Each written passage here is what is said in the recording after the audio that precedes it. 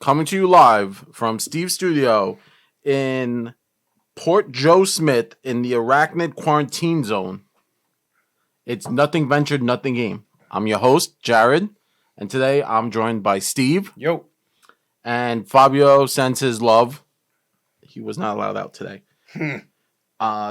Today we are going to be doing a new segment called Power Up, where it's a semi-character build, like how to build a character in a specific manner, but based on a single idea.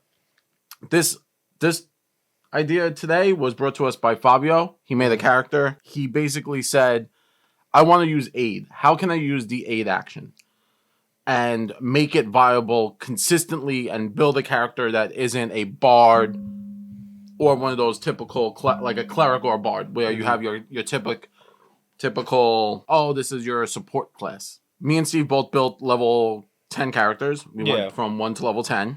Everything we put in these characters are from the core rule book.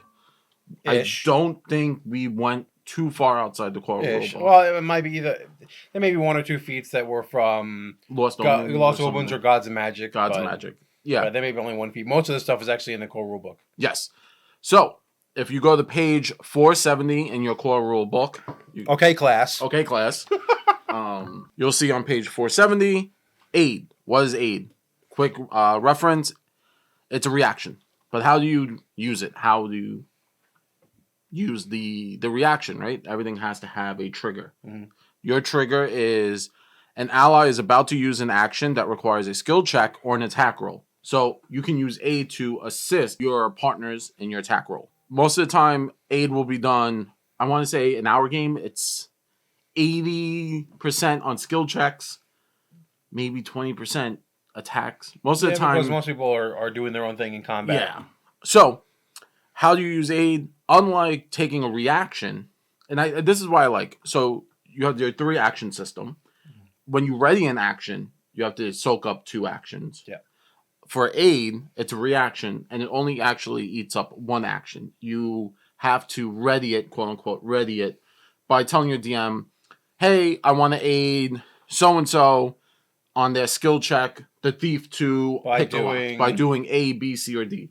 The DM, or your GM, as they describe in your book, will explain what skill you need, and typically, they say in the book, typically the DC, or the difficulty check, is 20, but the GM might adjust the DC for a particularly hard or easy task.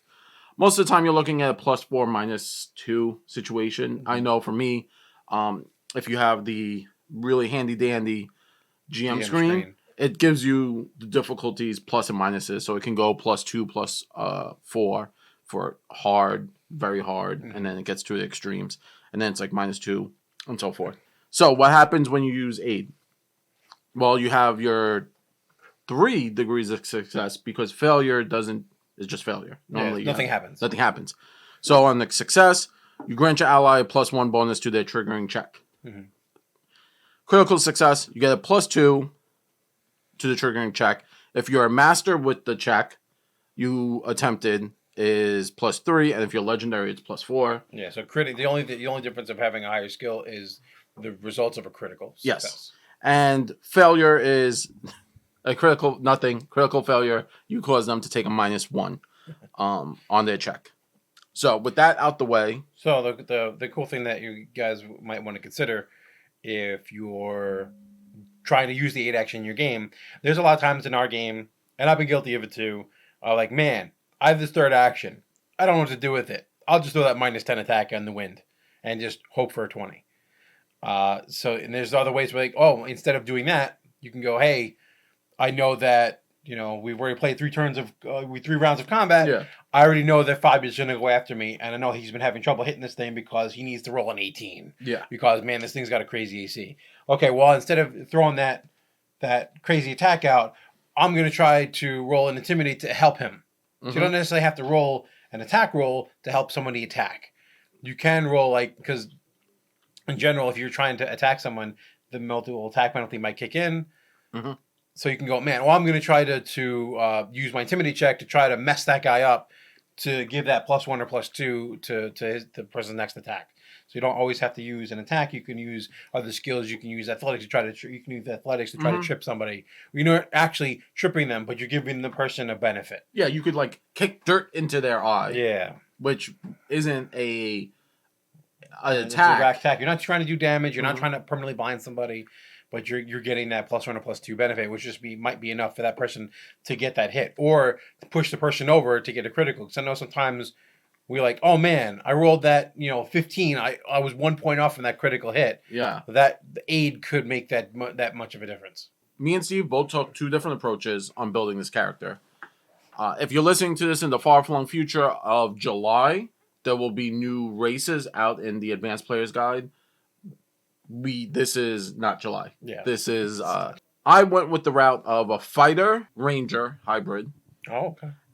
Ranger was I only tossed it in there for a few things because there are a few levels where you don't get a lot. Yeah. So Ranger kind of filled that level, especially with the way I built my fighter. He's specifically focused on ranged attacks. And I went Halfling. And what did you do, Steve? I went Rogue as a primary class and multi-class archetype into Fighter. I think I only actually took one thing. I took maybe 1 or 2 things from the fighter. From Fighter, and I went Human just for the. There's a specific feat that makes Human probably one of the best aiding classes. Oh, aiding races, especially there in the game. is. But I only think Halfling gets something really cool too. Yeah. But just because like these 2 particular races or ancestries have a benefit doesn't necessarily mean you have to go with them.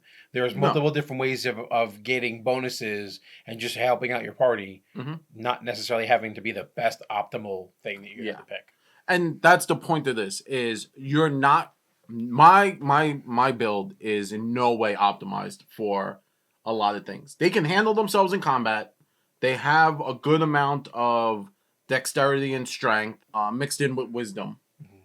But outside of that, like, they're not blowing people. They're not the barbarian. They're not hitting that like +10 every turn. Like, oh man, I'm good. I know I'm critting on this. Yeah. Again, goblins aren't going to be a problem for this dude. Yeah. But down the road, the reason why I built this character is specifically for aid and how to make the use of all my skills or the skills I have to assist my team. Yeah. So I'm like a jack of all trades. Yeah, I'm gonna be a help me help you situation.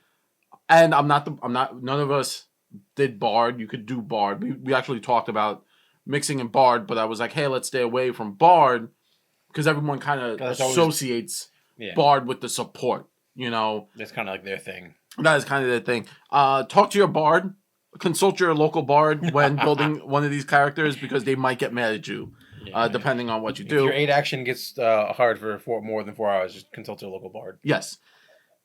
I'll go first, I guess. Sure. We can go back and forth. Yeah, sure. So at level 1, I went Halfling.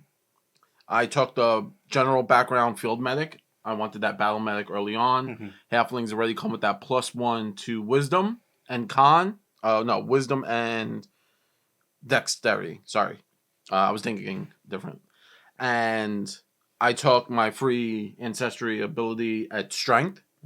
My background, I took wisdom and dex. And then my class bonus, I took strength. So I got out of that negative zone with the strength for being a halfling. Now, obviously, you can always choose to take your voluntary flaws to mix that up. But I didn't need them. As you can see, I didn't take charisma. I didn't take intelligence. Later on, I do start to stack up intelligence for skills. Because fighters lack. They're not the worst. So I feel like sorcerers are the worst with skills. They only get like 2. They get like 2 plus whatever their bloodline gives you. Plus intelligence. And but they're not necessarily going to be pumping intelligence for most sorcerers. Yeah. So my heritage, I took Hilllock Halfling. Basically, what does Hilllock say? Hilllock is whenever anyone uses treat wounds on you, you can eat a snack and gain more life. I just thought that was adorable, and I could not take it. I was like, that's funny. It'd be like patching up wounds and eating like a croissant or something. Like you stick a croissant. I've actually not like in my personal life like having a newborn, I've like been feeding my baby and like stuffing food into my mouth. It's like, if you're not a parent, being a parent's partially like combat. Like you're just you're in the trenches. You're just panicked. You're in a heightened state of awareness, and everyone needs a cookie. And everyone needs a cookie. I'm pretty sure my wife has a few pictures of just me like shoving with like a cookie in my mouth, feeding my kid. I took my ancestry feat. So this one I actually had two choices.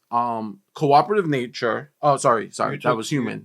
Sorry. Yeah. So intuitive cooperation. Sorry, and watchful halfling. So why didn't I take? What's the difference between the two of them? Intuitive says you are accustomed to working with others. You gain a +2 circumstance bonus to checks to aid, and your allies gain a +2 bonus to aid me. So it's kind of to help you help me. +2 is a lot, especially when you have to hit a DC 20. Yeah, that's low. That's hard at low levels. At level 1, that's hard. I'm hoping to be able to like supplement that. Yeah. So that's why I went with that. But watchful halfling was that does play into it. Basically, watchful halfling is a whole text. Yeah. But get to the meat. You get a +2 bonus to perception checks when using sense motive or like perception. If you aren't actively using sense motive on an enchanted or possessed character, GM rolls a secret check, right? In addition to using it for skill checks, you can use the aid basic action to grant a bonus to another creature or saving throw or check to overcome possession or an enchantment. Snap someone out of it. So I can aid them by helping. I could give them that +2 to get them out of that possession. Obviously, the reason why I didn't go with that one off the bat was that's very circumstantial. Yeah. You have to look at what your campaign is going to be set out. If you're playing something Spooktober, Halloween-esque, where there's going to be a lot of ghosts and spirits and creatures hitting you with occultism and they're dominating you, then that I would have went with that. But I said for a generic start, intuitive cooperation. And Steve, what did you go? So I went with, obviously, a human rogue. I went with the warrior background partially because of this idea of I'm trying to also rope around if I was playing this character, how would I explain a multi-classing into fighter? Background reasons of having warrior, and warrior also gives you kind of an interesting thing. It gives you warfare lore, and this character is a lot about skills. I'm going to have a lot of skills. You also get intimidating glare, and you get intimidation as a trained skill. And the thing is, a cool thing about intimidate is instead of just focusing on the aid action, you can use intimidate to try to demoralize other people. And if you critically succeed on it, you apply the flat-footed condition not only to yourself but to all your party members. So instead of just aiding and using the aid action, I can also aid with other things to increase chances of other people to do cool stuff. Increase their chance to critically hit, increase their chance to hit, decrease the chance of the enemy hitting us. So that's why I went with that background. Kind of focusing on that, I also took a slew of skills. I'm not even going to go through all the skills I have. I have a lot. I have 4, 5, 6, 7, 8 base plus the ones I get from my class and my background. So yeah, I have a few skills. How many skills are? I think you almost have all. I might have all. I might have. I think took an additional lore at some point around just to get to stack up. Yeah, just to say, oh, I don't want any of these things. Is one of the lores I picked is whatever you need. Whatever you need. Whatever you need. I have it. I got it. One of the skill feats that I picked was fascinating performance, where it lets you use performance and one of the performance is actually one of the skills I took, is lets you fascinate a creature. Now you can actually use this in combat. You do get some penalties. Can you use it in combat? Yeah. You try to fascinate a creature. Yeah, you're trying to fascinate a creature. You could use it in combat, but they can't be in combat. Yeah. Does that make sense? You can't be actively stabbing them in the chest. And then be like, I'm fascinating you by stabbing you. So it gives you a benefit if you go first. You can then use this on one of the creatures. Yet again, if someone's fascinated, they take some penalties to their AC. I think that might be even the AC. Do you know what Fascinate gives them? No, I think Fascinate just solely messes up your perception checks. Oh, that's and cool. like your So seek action. so you can be okay. So remember, this is about you're helping the party. Yes. So you're the rogue, and you come up, and you're like, you do some crazy thing to fascinate them. Maybe you come out, you show them like a juggling trick. You're like, Hmm. doo, doo, doo, And doo, then let doo. everyone sneak And then by. everyone sneaks by while the guards are like looking at you, and you're Yeah. like, look how awesome I am. Don't look over Yeah. there as I'm juggling. Yes. Um, and the class feat that I took. Oh, Uh, what? So as a rogue, you can choose three like not yeah, archetypes. What are they the called? rackets. Rackets. What So I, racket? I picked the scoundrel racket just because it kind of leaned into the whole using my skills to help the party in not normal ways. Same thing is with that is you get trained yet again trained in more skills. When you use the feint action, if you critically succeed, you get to apply that benefit to other people Mm-hmm, mm-hmm. instead of just yourself. So we're going to keep adding into that fact that I'm going to use almost every skill to mess with those enemies to give my party any advantage that I can manage. Mm-hmm. Like I said, the class feat that I went with is your next is when you reduce an enemy to 0 hit points, you get to make a reaction intimidate check.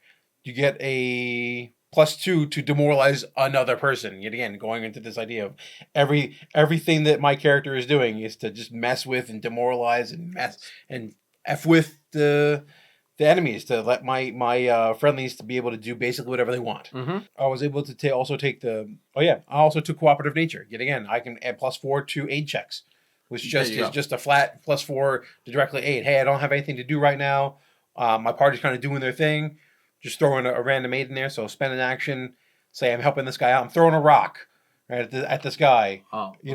Yeah. And okay, so then he's distracted. So then I'm gonna get that +4 to aid that person, and they might be able to get that +1 or +2 to attack that person or do whatever they're gonna do to be nasty. So Trev just hit us up. He said Fascinate gives in chat. He said Fascinate gives you a -2 penalty to perception and skill checks, and you can't use actions with the concentration trait unless they are targeting the subject of your fascination. Oh, that's cool. So that really helps because if you're dealing with casters, Mm.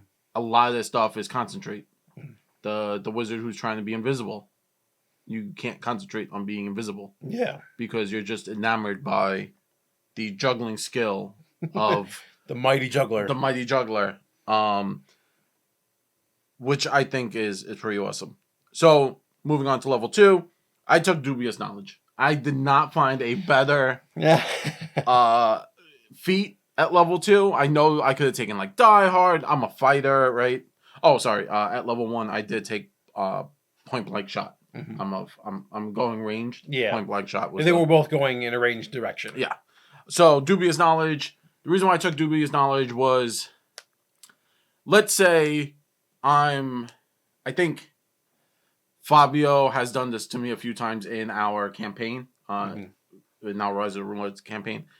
He would try to like aid someone, and he would roll on a skill, and then like a knowledge, and then he would try to apply the knowledge he gained from the dubious knowledge to their skill, which is again outside of combat. Yeah. So you don't really I'm not really worrying about action economy outside of combat. Yeah. But again, that comes back to you do learn a little bit something.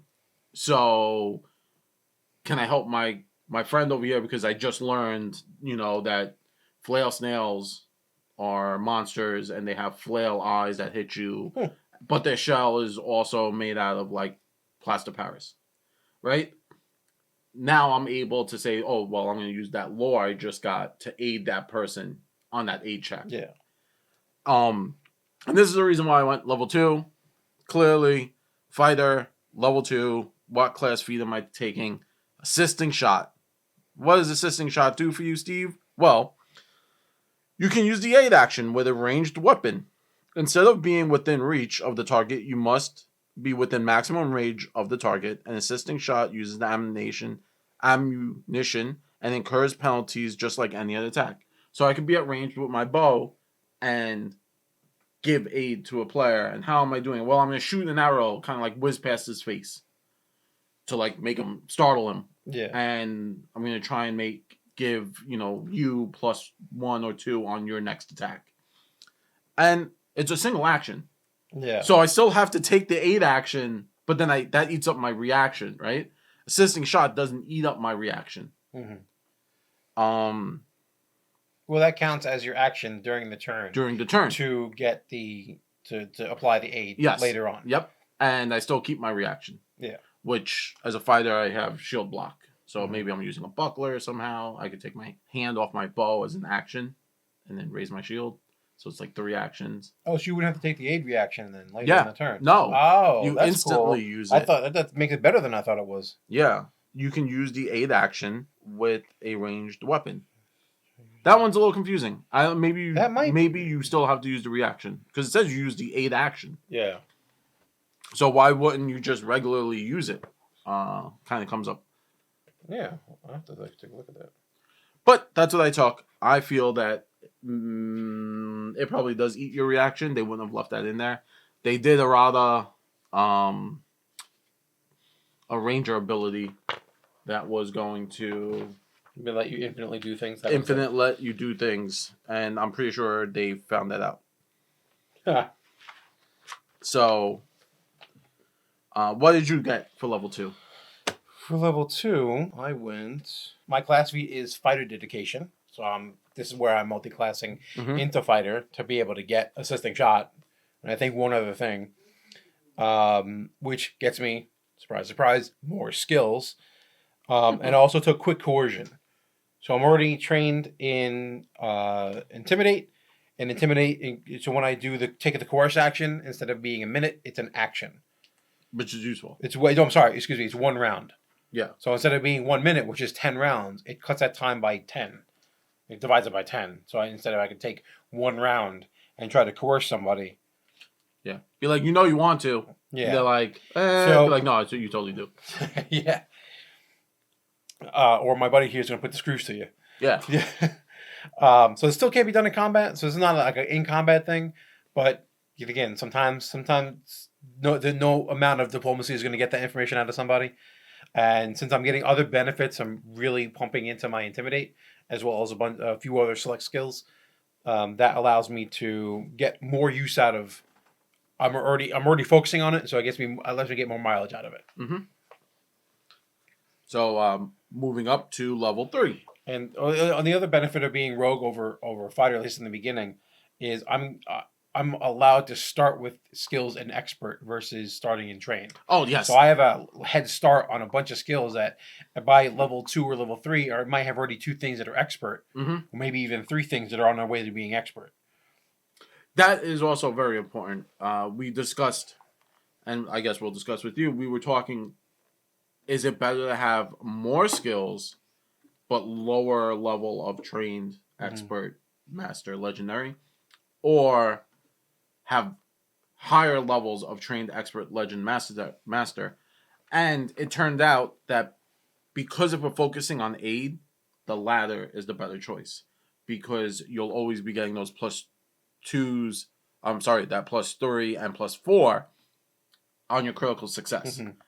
Having a higher chance to hit those numbers with the master legendary. Yeah. You have more chance of being successful but less chance of using it. Yeah. And so it might be a wash. And yet again, if you're building this character as maybe like the 5th character in a 4-player party, you're not like a 4-player party is. But a lot of things are designed about 4-player parties. So that 5th player really gets carte blanche to do whatever they want. Yeah. Sometimes it is a support character, and sometimes it is here's our one hole in the group, and we don't have this arcane caster, or we don't have this support character, we don't have this, or we don't have that. We have the damage dealing, we have the healing. We're missing something. So this could be that one character that does have like a jack of all trades, where they're not so amazing in this one thing. So I'm really good at attacking in melee, or I'm really good at casting high level spells, or I'm really good at knowing everything arcane.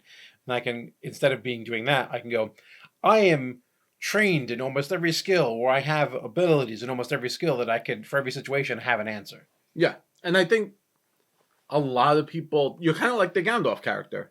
Obviously, Pathfinder harkening back to, Lord of the Rings, but, any fantasy. There's always the the character that has the answer if you give them enough time. You know, there's that scene in Lord of the Rings where he's sitting in the cave. He's like, I don't remember this place. And he's like, well, we should just sit down and relax and like think about it. And he's like, oh, we should go left. And everyone's like, why left? And he's like, I feel a breeze. And that's kind of your character. Yeah. Also, this goes back to a lot of things we've talked about before where don't be defined by your class. This rogue by no means is the B&E rogue. No. This isn't even the rogue assassin. This isn't your edgelord, like, I'm going to sneak up behind them and, like, Batman them. No, this is your jack of all trades. You're the guy who goes in your face and is like, hey, how's it going? Like, do you want to get a beer? Let's go get a beer. I'm going to take this guard to go get a beer, guys. Does anyone want to come? No, you all have to go do something else. I'm going to take this guard to go get a beer.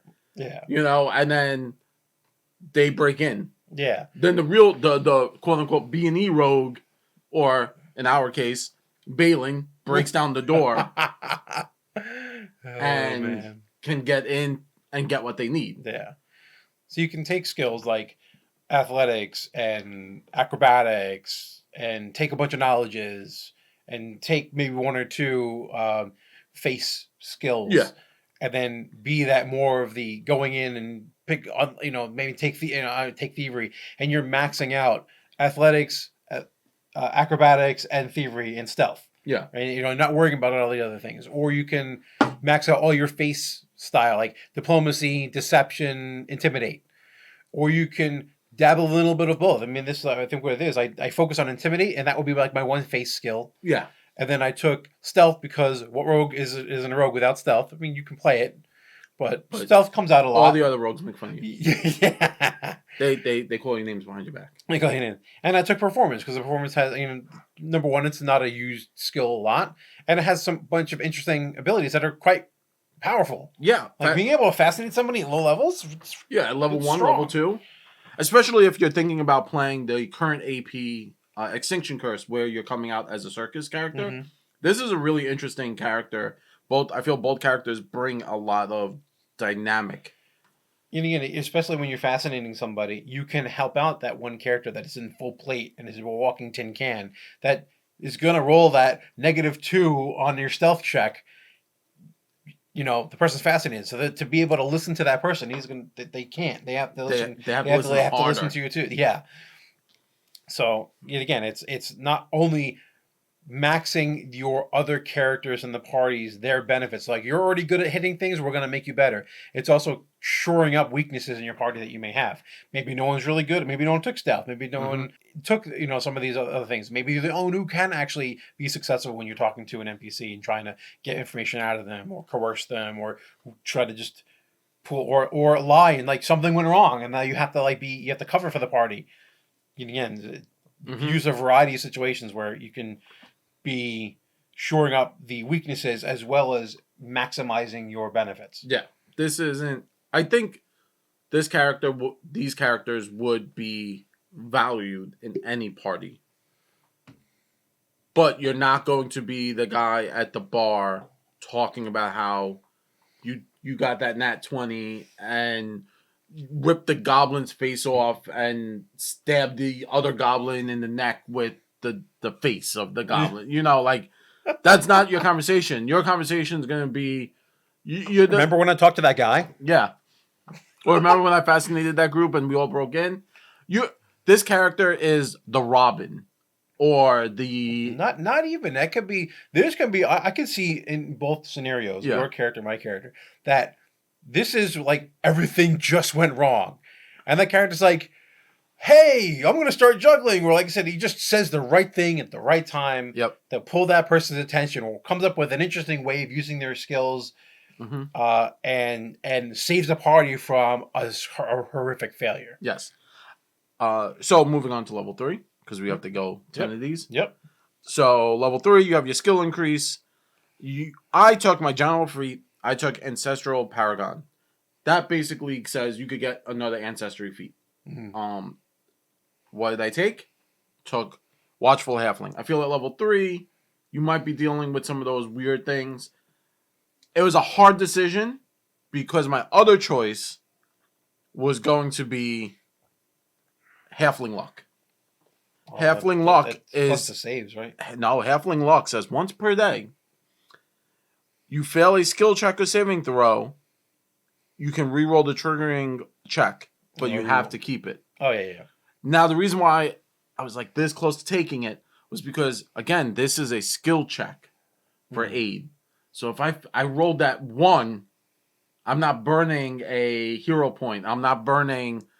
Oh no! I'm so sorry. I just gave everyone a -1 to their check.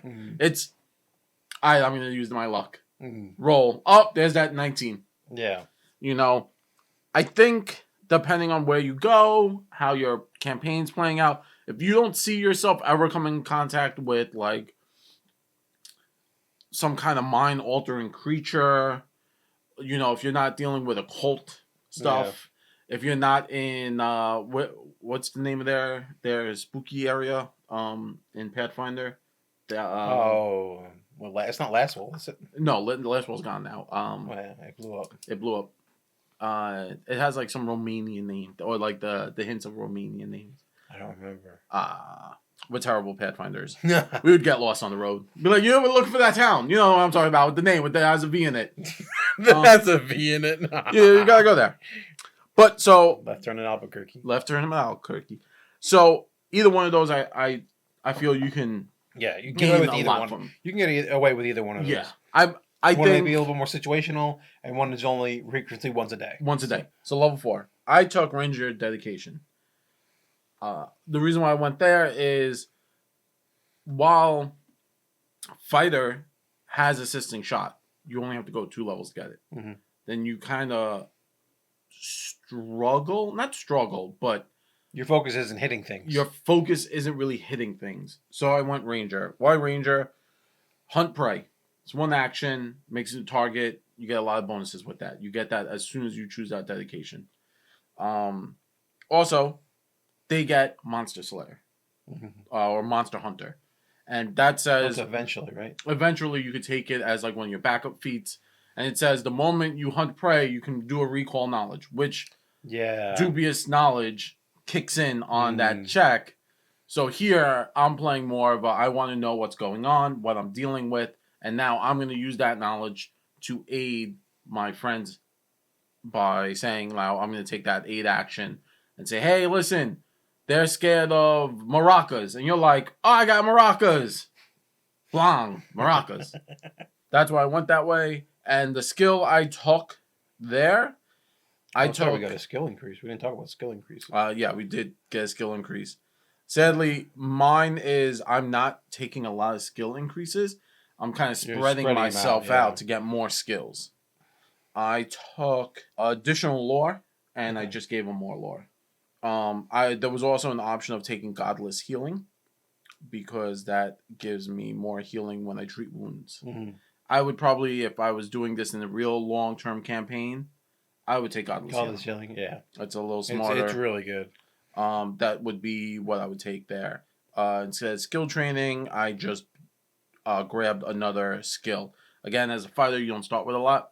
So I'm now, instead of what the rogue's doing, which is bumping their skills, you're kind of grabbing more skills. Yeah. Becoming trained in them. So where did you go, Steve? So my skill feat is lasting coercion. So when I coerce somebody, it lasts longer, which is always good. I had to be expert to take it. Yet again, that's the benefit of the rogue, is I'm expert very early. And then this point, this is when I take my first dedication feat. I already took the dedication feat. Now I'm taking the first archetype feat in that dedication, and I'm taking assisting shot, and that's where the assisting shot is. So I have to wait 2 levels to get it, but it's really good. And my skill increase, as you said, the fighter, you're just taking trained in a bunch of feats just to get that wide berth of choices. With the built-in the fact that the rogue gets so many, I now can have that and also then start focusing on a couple of things that I'm really, really good at. And I took in diplomacy at expert at this level just to add in that extra way of talking to somebody, because sometimes you don't want to threaten to cut the person's throat out or track down their family or so sometimes you just want to go, hey, I'm your buddy, here's a drink, how about you talk to me about something. So that's why we are doing the aid character, so you were trying to aid them in not getting murdered. Hey, sometimes threatening someone is the right way to go. I mean, threats always wind up with something. It's an But option. this is why you party yourself with bigger people. Yeah. But yeah, so that's why I took diplomacy. Gives you other options in those, not only in those combat scenarios to be able to talk someone down or to be able to mess with someone in combat, and get those out of combat ways of shoring up shortcomings of your party. Mm-hmm. So level 5, this is a big one. This is where you get your ability boost, your skill increase. I grabbed some more intelligence. I started bumping my intelligence. Again, trying to grab more skills as I go. What I take as my ancestry feat, cultural adaptability. What was that? Basically, it says you choose another culture. And you can take ancestry feats. You start to get the ancestry feats. Yeah. Flavor-wise, it's basically like these people adopted you, or like you adopt their culture. And I went halflings, and then I took human. Now there's a reason for that. If you're not too up to date, halflings in the world of Golarion have been a servient serf race. Unlike D&D, where halflings are these like happy-go-lucky little fat people. In Pathfinder universe, they were a lot of them in Chaliax. Yeah. They were slaves. In a lot of other cultures, they are kind of secondary citizens. Yeah, Chaliax are D-bags. Yeah, they are more of like a serf race or a servant race. So, human, my character served humans or worked with humans consistently. What I take from a human, cooperative nature, I get that +4. Now, if you remember earlier, from my actual intuitive cooperation, I got a +2. I'm now sitting at a +6 on my aid checks. Nice. That's at level 5. Again, because I'm only trained in a lot of skills, that +6 kind of really gives me the juice. So at level 5, like Jared said, level 5 is a big level for all the classes.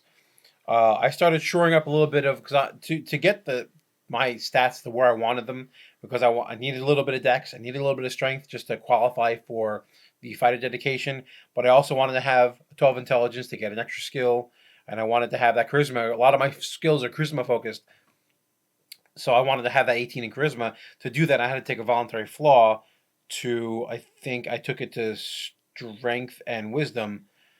I wanted to bump my wisdom back up, so I started ignoring intelligence at this point, because there's already so many skills. And yes, I can keep taking more skills, but one of my weaknesses at this point is having a negative to wisdom, which is will saves.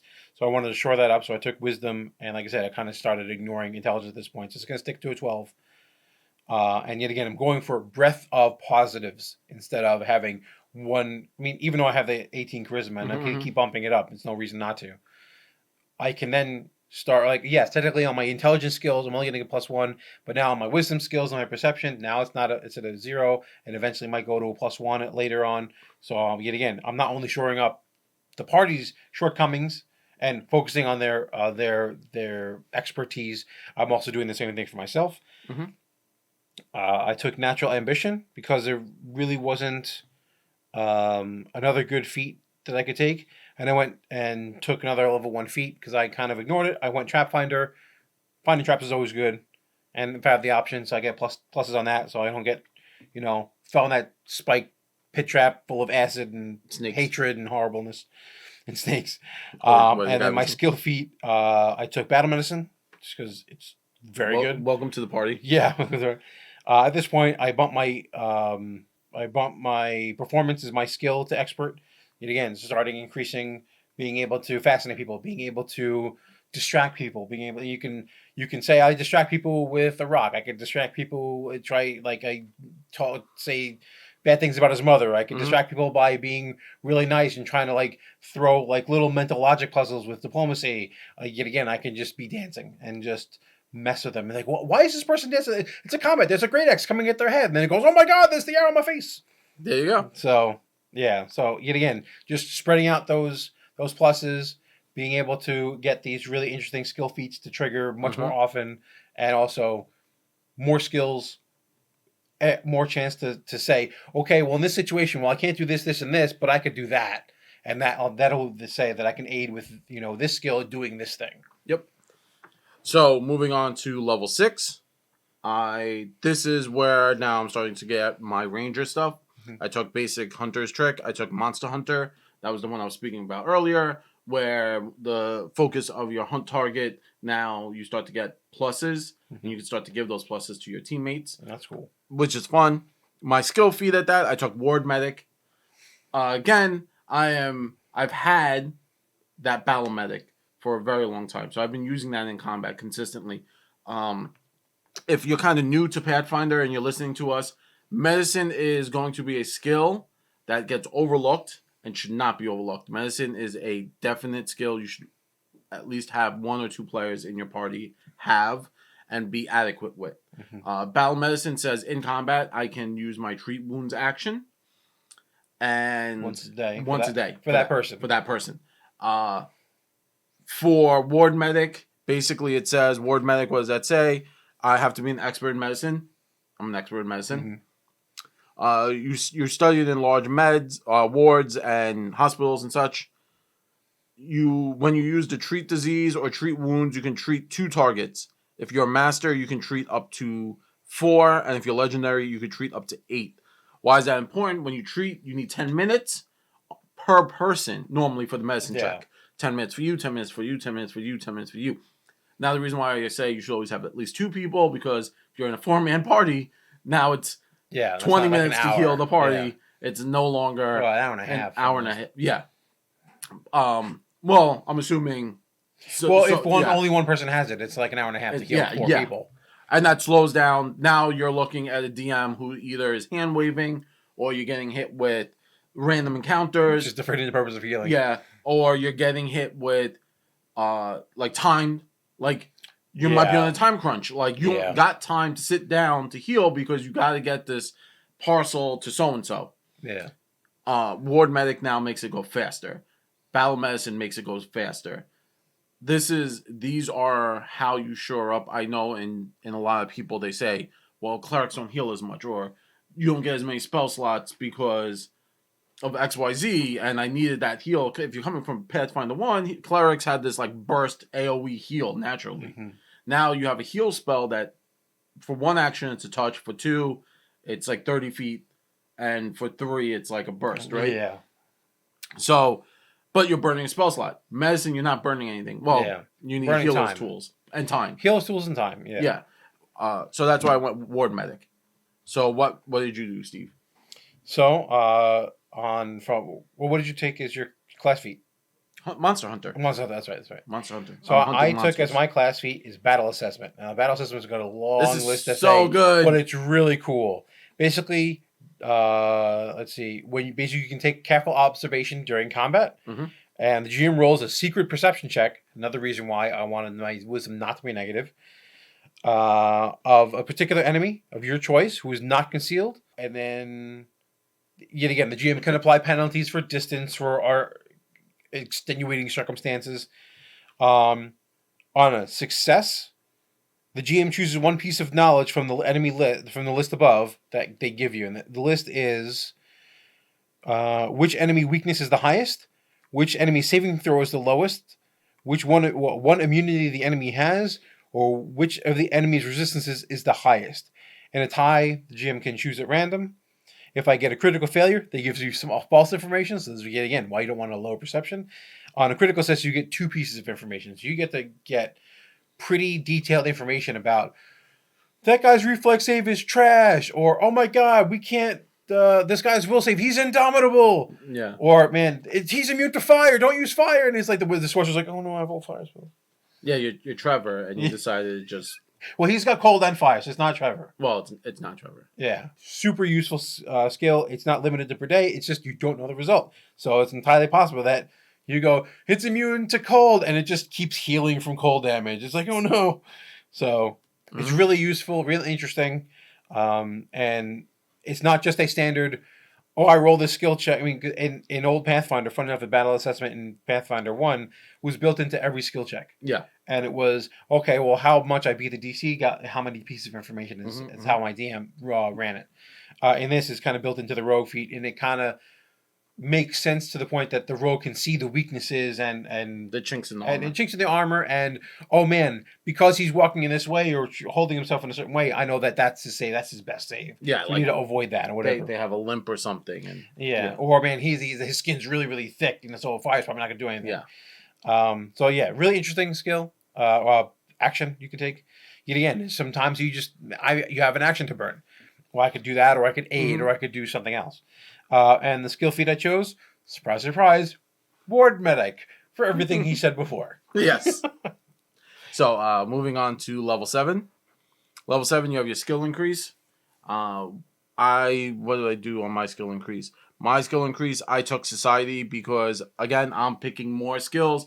My skills aren't as awesome as everyone else's. I'm shoring up. Obviously, I could have had a character with higher intelligence. Maybe I don't go a martial, like I'm a fighter, but I'm more of a battle aware fighter. So I could have had a higher intelligence, had more skills to start with. I didn't go that route. It's always an option. 7. Level 7, yeah. Yeah. My general feat, I took untrained improvisation. Improvisation. Blah, blah, blah. Words are hard. Probably stop drinking. Drink more. It'll get better. It'll make it better. So, you learned how to handle situations when you're out of your depth. Your proficiency bonus for untrained skill checks is equal to half your level instead of 0. If you're 7th or higher, the bonus increases to your full level. So taking that level 7 makes sense. It makes sense. You just kind of jump at that point. So everything you're not trained in, you get your level to your proficiency. You don't get to add any of the other trained, expert, whatever. It's just your straight level. Yep. I get battlefield surveyor. Whether taking stock of an enemy army or simply standing guard, you excel in observing your foes.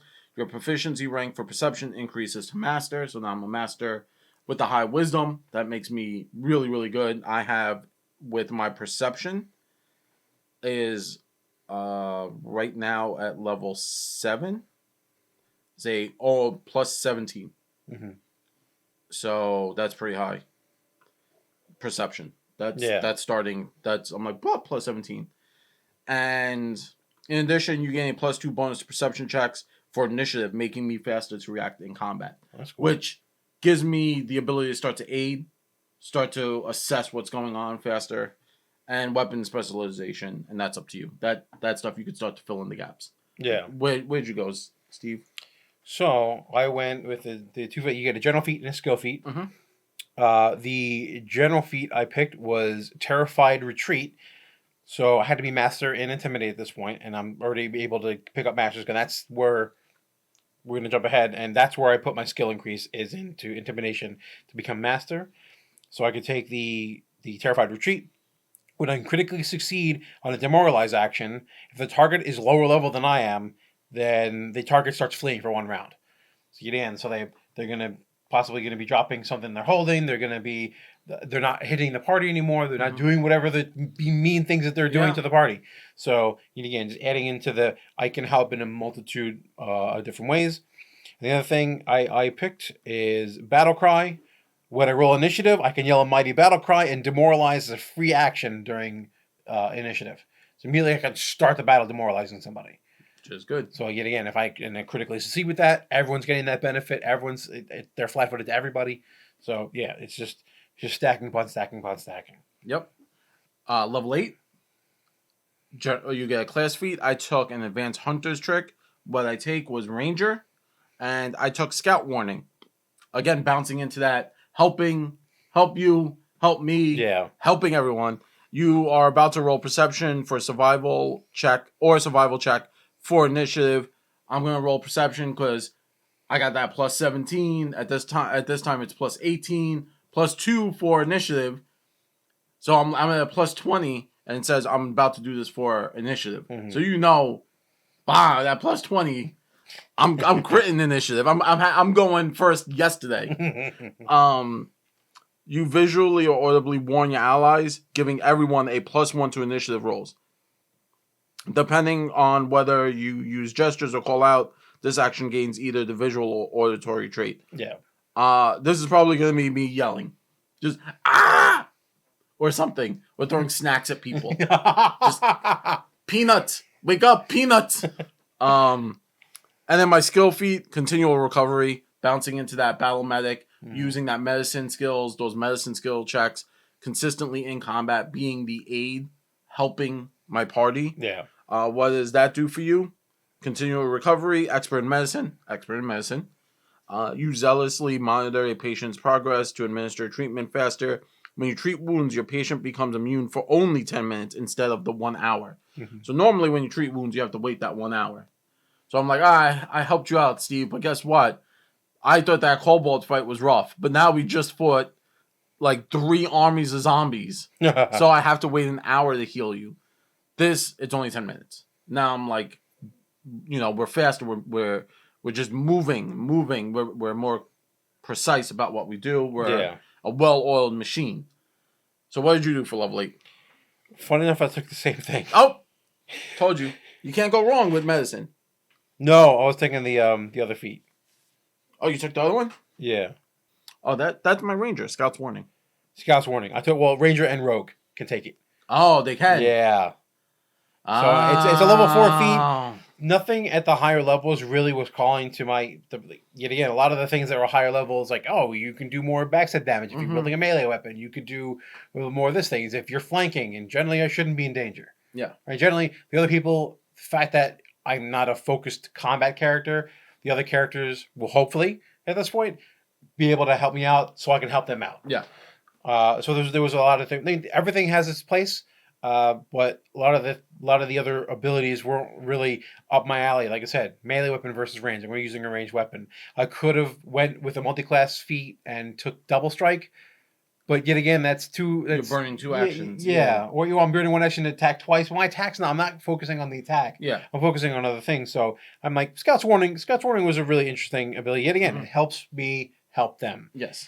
I also took Intimidating Prowess, which is as my skill feat. Yet again, I have been leveling up my strength to a point. So in situations where you can be physically menaced, you get a +1 circumstance bonus to intimidate checks. Yet again, also going into the thing where if I do down somebody, yet again, that could be physically intimidating somebody. Yep. So talk to your DM. Yeah. Yet again, if your strength is 20 or higher, that's not going to be for this character, but you get an additional +1. But it's still just a +1 to intimidate anytime you're using your physical size. That's the difference between a success and critical success. Yeah. That's always stated. Oh, if I had that extra 1. +1, yeah. Like, oh, you're off by 1. No one's ever like, oh, you're off by 6. Yeah. Like, okay. There's nothing I can do about that. So, and mind you, everything we're talking about, none of these characters have any magical or no advanced gear. This is just solely statistical character sheet. Yeah. We're not messing with gear. Gear changes everything. You can start to get crazy, whatever you need, you start to fulfill yourself. So level 9, you got your skill increase. I took Ancestry feat at level 9 for a halfling. The best ancestral feat for this specific type of character is Helpful Halfling. Clearly, you have to take it. Has helpful in the name. You aid a friend with a task. You find many ways to help your friend. On a critical success to aid, you grant your ally a +3 bonus, which isn't bad. Instead of the +2, you now are getting +3. If you have expert in the skill rather than a +2, and you grant your ally a +4 bonus if you have master proficiency better than 3. So everything kind of bumps up by 1. If you roll a critical failure check to aid, you don't give them a -1. Oh, that's cool. So I automatically just stop being terrible at aiding. So you at this point, people know what you're trying to do. Yeah. No one's going to be mad at you that you accidentally critically failed. You rolled that 1. Yeah. And you're saving. And it's only a -1. It's not completely failing their action. Yeah. But at this point now, at level 9, it doesn't matter. It doesn't even matter. Oh, I failed the aid. Nah. Let's keep going. Yeah. Let's keep moving forward. Combat flexibility and Juggernaut are your class jumps. Your class things. Abilities. Abilities. Yeah. At this point, I took Master and Medicine. Just get in, just helping the party out. My ancestry feat is, funny enough, is very similar to yours. It's called Cooperative Soul. It's a human feat, a human ancestry feat. And it says, you have developed a soul-deep bond with your comrades and maintain an even greater degree of cooperation with them. If you are at least expert in the skill you are trying to use in your aid action, you treat every roll that's not a critical success as a success. So you can roll that 1, it's a success. Wow, that's really powerful. Yeah. So you ignore failures, you ignore crit failures, successes, and all crit failures, regular failures, and successes are all successes. And then if you happen to roll critical success, you just get extra on top. Yep.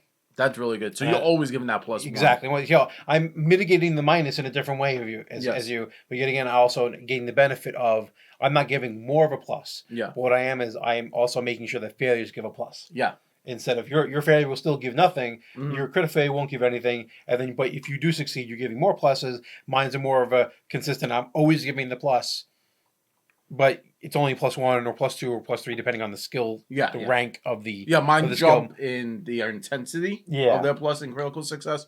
Yours is a guaranteed +1 on your aid check. And I'm going to try to be focusing on things I'm expert in.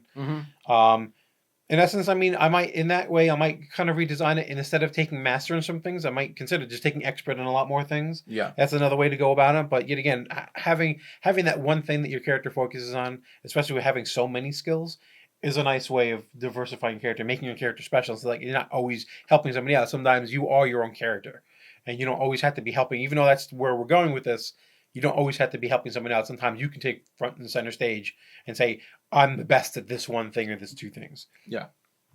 And I took Godless. At this point, we talked about Godless Healing before. I took Godless Healing at this level just to make just to make healing that much better. Just make medicine that much better. So moving on to level 10, this is kind of where we stopped. We feel at this point you have a grasp of where we're going. And kind of an idea where you can start to take your character. Obviously, you didn't hear a lot of us talking about skill, like class skills. Like you had the assisting shot. Yours, Rogue, came with a lot of stuff, but Fighter didn't come with a lot of like.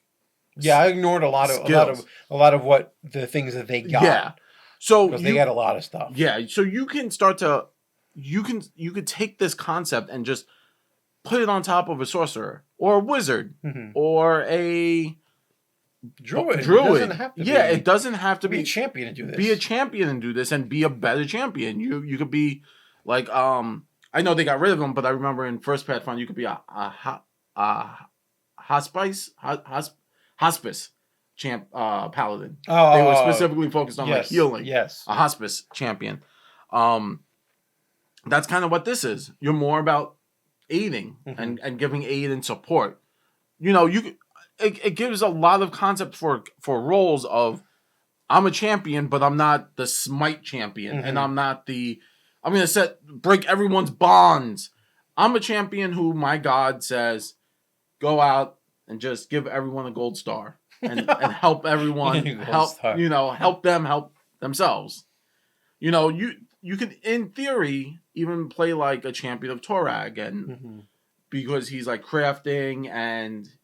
You know, you could say dwarves are kind of like the God helps those who help themselves kind of race. So Torag kind of embodies that concept, and that's what this is. This is a help you.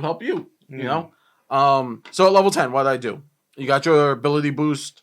I went with more intelligence, picking up more skills. Yep. So I had to talk about like doing with any class. I now have a class feat that I thought was pretty cool, and it's debilitating shot.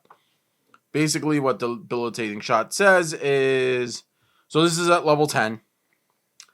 It's a flourish. It's 2 actions. Aiming for a weak point, you impede your foe with a precise shot. Make a ranged weapon strike. If it hits and deals damage, the target is slowed 1 until the end of turn. That slowed is good. Slowed doesn't hurt. I felt it was really good. And for my skill feat, I took... My character doesn't have, and I have godless healing. Clearly doesn't believe in a god. I took mortal healing. Mortal healing, this is the core rule book. You can find it. Basically, prereq says godless healing. You follow laws of morality or like a concept. You grant greater healing when the gods don't interfere. So this is kind of like the you could totally play this with a druid. Atheist. Yeah, Druid, you could play yeah. this with a druid. When you roll a success to treat wounds for a creature that hasn't regained hit points from a divine magic in the past 24 hours, you get a critical success on your check instead and restore the corresponding amount of hit points. That's cool. So I like I like its flavor. Yeah. Godless healing. This kind of taps into that, shoring up the, like, you don't need gods. You just got to do better for yourself. You can play this as a very, like, not the atheist, but like, we don't need gods, guys. Like, just trust me. We can do this ourselves. Additionally, with that, there's robust recovery. If you don't want to go that route, robust recovery, when you treat wounds with disease and poison, you get better treating diseases. Yeah, you get a bonus granted a +4, and if the result of the patient's throw is a success, it instantly becomes a critical success. So that's your two choices. I went with the other one because I kind of felt this guy would tell you to believe in the snack more than the god. And it lays credence to the help me help you. Mm-hmm. And where did you go, Steve, at level 10? So when I went and started putting points into my, again, I'm focused on Dex because we're playing a ranged character. Charisma because a lot of my skills are charisma based. Now I started increasing my wisdom again. Yet again, perception goes up. You have some of my skills. Some of my skills are wisdom based. You had that ability that said the DM gets to roll with the monsters, or the enemies. That's on my perception. So having plus that is good. Also, I get ability that I'm not sure a lot of people get. As in earlier levels, I get master and perception. Yes. So that's always going to increasing that just to have that trigger more often. And I went in Constitution. Yet again, at this point, I don't really need to be stacking strength as much. I got some points in strength, and that's useful. But yet again, shoring up, hey, more hit points never hurt anybody. The class feat. Actually, I have to talk about something I got at level 9. Level 9 Rogue comes with something called Debilitating Strike. It's different than the Ranger one. So Debilitating Strike is I strike my foe off hits a flat-footed creature. So I have to hit someone who's flat-footed. And I can choose that obviously it does damage. I can choose a debuff to put on them. One of them is they move 10 feet slower. So it's not a slow effect, but they move 10 feet slower, or they become enfeebled 1. So those are pretty good debuffs to choose from. What Tactical Debilitations does, it adds 2 more things that I can add on to that as choices. And you can only pick one, but every time you hit somebody, you can choose something different. So you start stacking. They only last 1 round. That's not so bad. You're not really. Well, you're not one really round's stacking. A lot. Well, yeah. I'm not saying it's bad. I'm just saying that it's hard to stack them. Yeah, you have to keep hitting the same person who's flat-footed to you. Well, again, we're helping our team. Exactly. So if I hit them with something, I'm sure someone else has something. Exactly. So the 2 other things that you can add on to as a choice is the target can't use reactions. So they then, for 1 turn, can't use reactions, or the target can't flank or assist someone else to flank. So flanking is a big thing that the enemy's doing. You're fighting the Thieves Guild or the Assassins Guild, and they're just setting up flanks left and right. You can hit someone in the back of the head as long as they're flat-footed to you. Maybe you're flanking them, or you use one of your many skills to make them flat-footed to you, and you hit them with one of these. Now they can't grant that flanking to them, and they can't benefit from flanking. Those really are 2 really big things. Yet again, adding to these things where I'm just widening the choices and the options I have every turn to say, well, you can't do this, or my team can do this now. Yeah, you're taking away their skills. And the other thing I picked was Foil Senses, which is you have to be master in stealth. When using Avoid Notice, sneaking or hiding actions, you will always be considered to being taking special precautions for special senses. So if a character has some sort of scent ability or imprecise sense, you're always assumed to be taking the precaution of evading that. So, yet again, it goes into action economy. I think that when you're taking the time to avoid those senses, you move slower. With this, I don't think you move slower. No. So, yet again, just kind of widening a little bit of stealth, a little bit of charisma, a little bit of thievery, a little bit of everything. Taking just kind of cherry picking a bunch of abilities just to. And yet again, you can see how similar these 2 builds are, but you can also see how they're diverging in pretty significant ways. Yeah, I mean, again, the whole concept of this conversation was to talk about aid, why you should start using aid. Mhm. And like we said, if you always have that third action and you're like, what do I do? Aid, just aid, please, aid. I know a lot of Magic users have stuff where it's like two actions and then they're sitting there and they're like, I guess I throw my sling. If you listen to our old podcast, you will hear people say that. I'll shoot my sling. But now what I'm saying is you have these skills. There's a lot of skills, use them. And aid is one of the major skills out there that you can use on your third action that you're not 100% sure what to do. And like you said, if you're the fifth member in a campaign where most of the time campaigns are built around 4 to 5, 4 to 5, but most of the time, if you're like, I want to do something different, and a lot of times, right, the conversation is, well, role play a character different, role play the fighter different, or role play the rogue different. Well, this actually makes you different. This is a different. It gives you statistical benefit. It's not just you acting different; it's you playing differently. Yeah, you're looking at a single ability, and you're saying, I want to use that ability to the best of my ability. And if I say ability one more time, with that being said, I feel, again, you can take what we said and just run with it. Run with it. Use aid. I know Pathfinder 2 has a lot of new mechanics that were not there. And if you're coming from 3.5 Pathfinder First Edition, 5th edition, and other editions, you'll start to see like this has so many actions you can take. And it becomes quite overwhelming. Sometimes if you just focus in on doing one thing and one thing very well, you'll see that character is a lot more fun. Yeah. And I mean, who doesn't want to, you could play the cowardly character, quote unquote cowardly, who's not in the mix. None of our characters are powerful statistically in damage. What was the name of the rogue that was in Conan the Destroyer at the end of at the end of the movie? Conan defeats the big monster with the giant magical horde, and the other guy like walks up to the dead monster, stabs it once in the back of the head, and puts his foot on him as if he conquered the whole thing. You can play that kind of character because that character was useful. There were times that he needed to open that door. There's times that he needed to kind of be a distraction in that fight, and he really wasn't. He wasn't trying to participate. He was trying to survive. Yeah.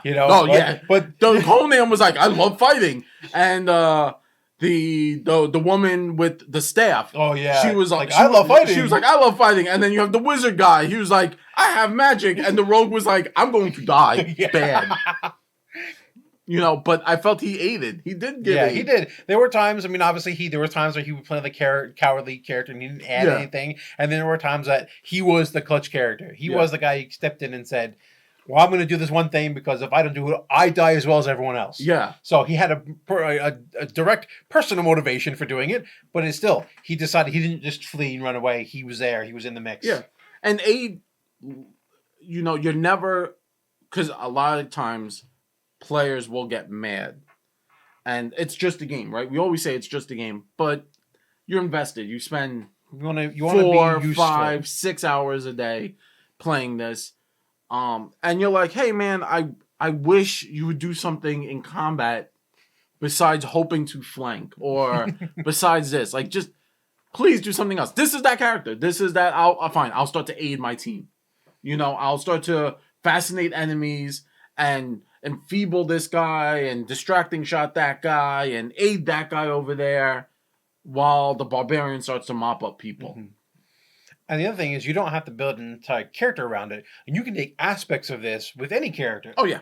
You can take, like I said, some of those halfling feats. You can take multi-class and maybe take one of these feats. If you are a ranged character, you might want to just take the aid shot. Yeah, the assisting shot at whatever level you want. And then, but you don't really take anything else. But say you're the fighter with legendary attack, right? And you're gonna aid. Yeah. And say it also could, on the other side of that coin is say that the way you've built your character, the encounter is specifically geared and not designed because your GM's a jerk, but sometimes encounters are designed to combat one specific thing. Okay, well, there's this fire mage. Okay, well, everything's immune to fire or resistant to fire. It means you really can't do much as a caster who's focused on fire spells. You can maybe there's certain things that are immune to piercing damage. That's really going to mess with any ranged character. So when you start realizing that, man, all my attacks are doing virtually no damage, instead of doing that, you start shooting arrows like a maniac at all these different monsters, and you're aiding different people, or you're throwing dirt, or using these other things. So in essence, you're built as a combat character, but you still have the better capacity than the rest of the group to aid. Yeah. So you can take small aspects of it. You don't have to go full bore. No. If you don't want to, you can. And yet again, and then we even talk about magic. No, I'm not even talking about magic items. I'm talking about like magic. You can yet again, if you want to play a buffing style character, you can play attach it to a magic user, and it gets ridiculous. Yeah, you start buffing and enlarging this person and giving strength to that person, and you become very versatile very quickly and a threat. Yeah, very quickly. Like again, like you said, enlarging. Okay, I enlarge. That's 2 actions, and now I'm gonna take the 8 action. Yeah, and I have all the stats to give me that +6 on that D20 roll. Okay, it's a flat DC 20 on whatever aid you want to do. All right, I got +6, man. Like, it's happening.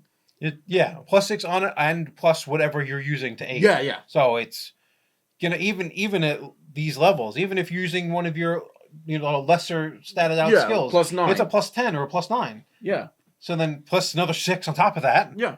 You're getting that on like a 5, not even. No. Like a 3. 3, yeah. And then if you roll like something like, oh, you roll that 18, you're critting and you're giving even more pluses. Yep. If you really liked Power Up, and if you really enjoyed what we're doing here, please shoot us a line, drop us a line on any of our socials at NVNG Podcast on that's Twitter, right? Twitter at NVNG Podcast at.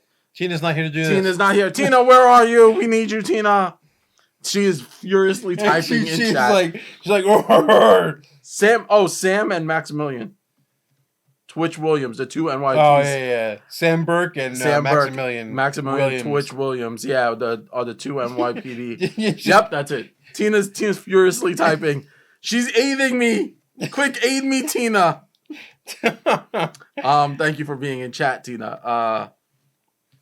But like I was saying, drop us a line at any of our socials at MVNG Podcast. Facebook, at Nothing Venture, Nothing Game. Nothing Venture, Nothing Game. If you want to email us, it's nvngpodcast@gmail.com. On our Instagram at NVNG Podcast on Instagram. And Nothing Venture, Nothing Game on Facebook. NVNG on Patreon if you want to throw us $1. I did want to say something on the Patreon thing.